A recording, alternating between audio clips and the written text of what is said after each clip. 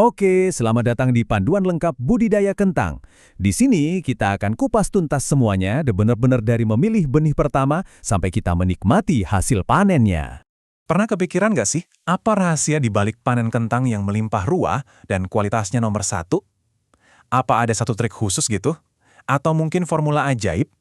Nah, sebenarnya jawabannya itu ada di serangkaian langkah yang terencana dengan baik. Dan dalam beberapa menit ke depan, kita bakal bedah semua langkah kuncinya. Ini dia peta perjalanan kita. Kita mulai dari fondasinya, yaitu memilih benih juara. Lanjut, mempersiapkan lahan ideal. Lalu kita bahas nutrisi kunci untuk umbi. Setelah itu ada teknik penting, pembumbunan, terus kita belajar melindungi dari musuh utama, dan yang terakhir, tentu saja panen dan klasifikasi mutu. Siap? Yuk kita mulai dari yang paling dasar.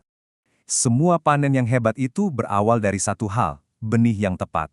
Ini adalah keputusan pertama dan, bisa dibilang, mungkin yang paling krusial dalam seluruh proses budidaya kentang. Oke, pertama-tama penting banget untuk tahu kalau nggak semua benih kentang itu sama. Ada dua kategori besar. Anggap aja gini, ada yang namanya benih sumber, dari generasi G0 sampai G3. Ini tuh kayak induk elit yang tugasnya menciptakan lebih banyak benih unggul.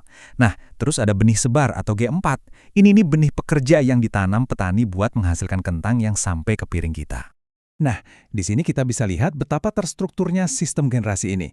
G0 sampai G3 itu adalah rantai perbanyakan yang dijaga ketat banget untuk mempertahankan kualitas genetik terbaik. Baru deh hasilnya, yaitu G4, disebar luas ke para petani. Jadi paham hierarki ini jadi kunci biar kita nggak salah langkah dari awal. Tapi benih berkualitas pun kadang punya masalah, namanya dormansi. Jadi si benih ini lagi fase tidul pules dan nggak mau bertunas. Tapi tenang, ini bisa diatasi. Para peneliti menemukan kalau hormon pemacu pertumbuhan kayak sitokinin itu bisa loh membangunkan benih ini dan mempercepat munculnya tunas. Setelah kita punya benih juara, waktunya membangun rumah yang sempurna buat mereka. Kualitas lahan ini bakal nentuin banget apakah si benih bisa mencapai potensi maksimalnya atau malah nggak berkembang.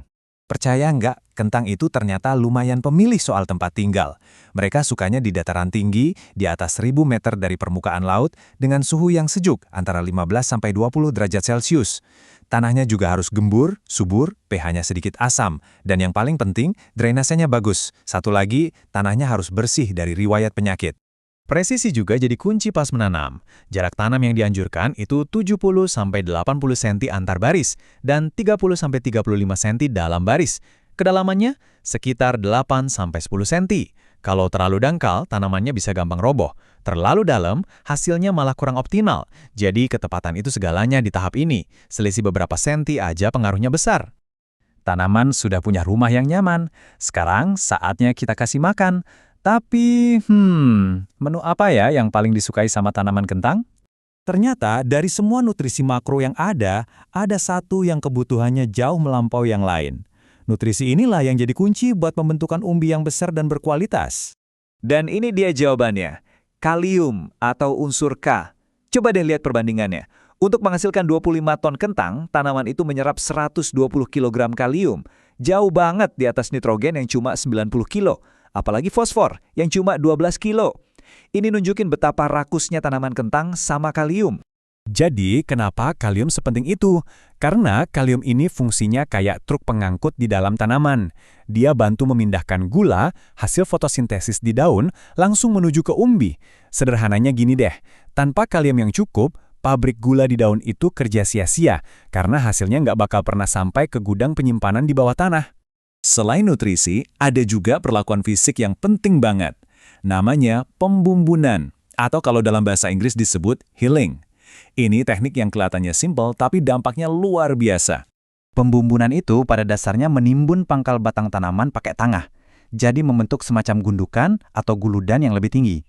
Nah, barisan tanaman kentang yang rapi kayak gini, ini pemandangan umum sebelum proses pembumbunan dilakukan. Ada angka ajaib nih untuk teknik ini.